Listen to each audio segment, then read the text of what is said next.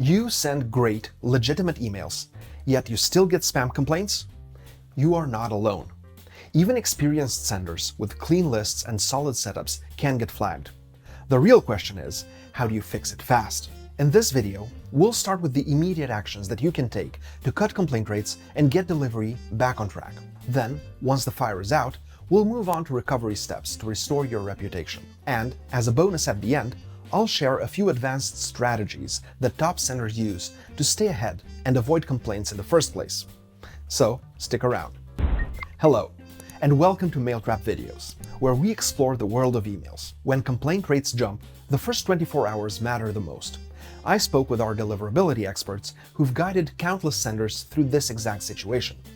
Together, we've created an action plan that cuts risk fast and keeps your most important emails landing while you work on recovery. Step 1.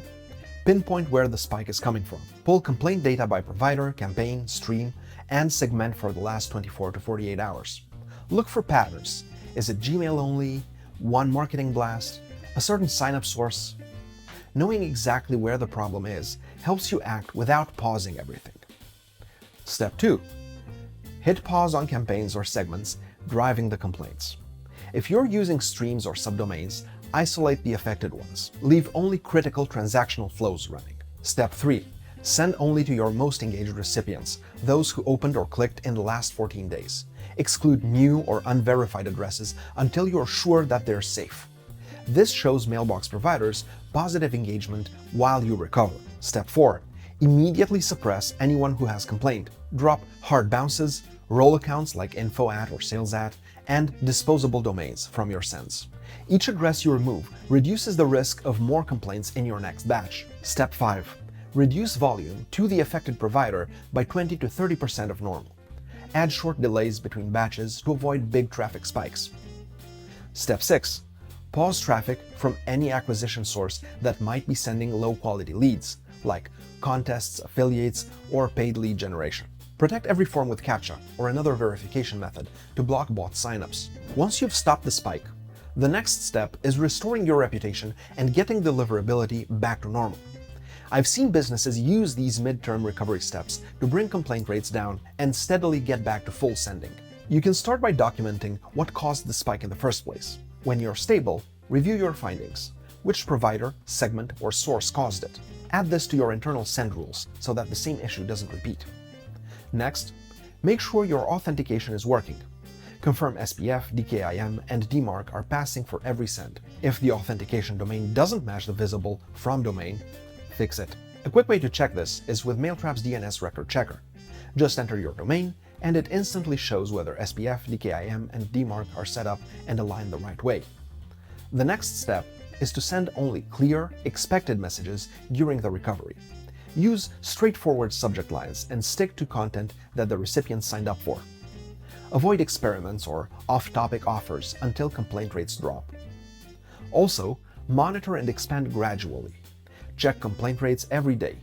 An easy way to do that is with Google Postmaster Tools that shows you exactly how Gmail sees your domain and IP, including complaint rates and reputation signals. If you stay under 0.1% for 2 to 3 days and engagement looks better, then you can start growing your audience in small steps. Slowly reintroduce segments. Start with the next safest group. People active in the last 30 days, then 60. Don't go back to sending to everyone all at once. Also, don't stop watching complaint rates just because you've hit the safe zone. Track metrics by provider, campaign, and acquisition source daily for the next few weeks. And lastly, run quick list hygiene before each send. During recovery, validate new signups daily so that you're not feeding in new risk while you're still stabilizing. When your complaint rates are under control, yay! The goal is to keep them that way. As a promised bonus, I want to share the set of practices that we consistently recommend at Mailtrap to our high-volume senders. Practices that help prevent complaints over the long run. Here's what works. Be clear about who you are and what you send. Eliminate sender confusion. Make sure your emails are easy to recognize. Use a clear sender name and domain, not a random brand alias your subscribers won't remember. If someone can't tell who you are at a glance, you're already at risk. At sign-up, set clear expectations. What kind of emails will subscribers be getting? How often? And why should they care? Here's a great example from Mallory Jane, an online watercolor tutor, who gently reassures me that she won't spam. And when it's time to send, keep your subject lines honest. Clickbait might get opens in the short term, but it also gets complaints. Finally, don't make unsubscribing a challenge. If someone wants out, let them go, visibly, easily, with a single click, like in this example. You know, if it's meant to be, they'll come back. Next up, clean your email list proactively. The larger your list, the more dangerous dead weight becomes. Use a so-called sunset policy to deal with inactive users. Stop emailing anyone who hasn't opened or clicked in the last 60 to 90 days to avoid unnecessary complaints. Remove hard bounces always and addresses that consistently fail. Tools like Never Bounce or Zero Bounce make this easier.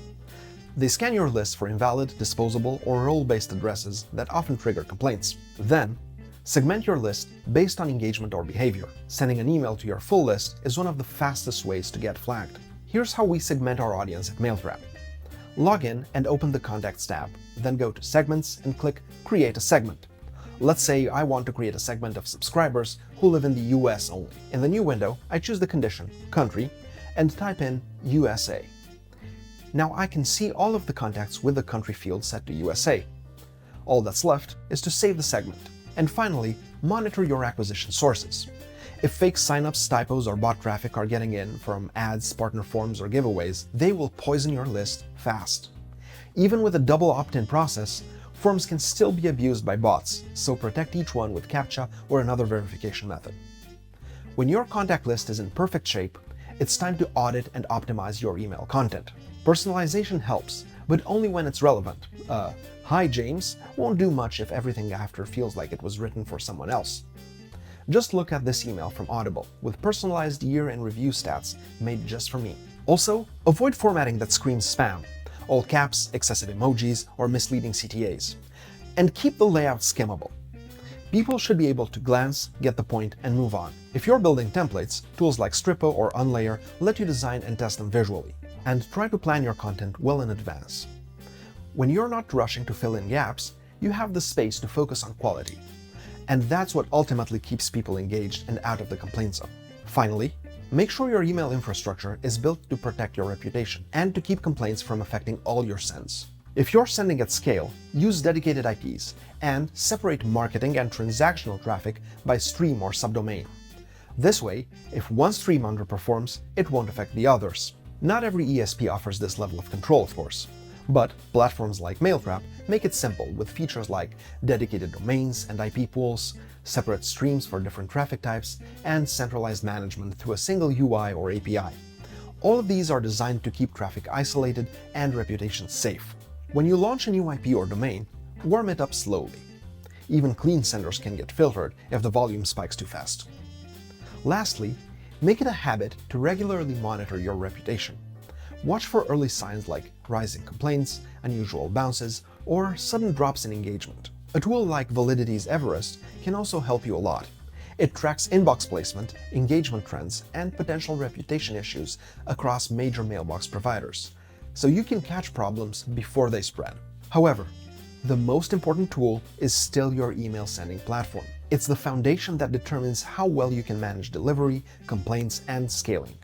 A reliable ESP should give you full control over your sending streams, support true multi-tenancy, offer dedicated IPs, provide detailed analytics, and integrate with your systems without any problems. If you want to know how to choose a provider that's actually built for high-volume sending, check out our video where we compare Resend, Postmark, Mailgun, SendGrid, and Mailtrap APIs. I'll see you there, folks.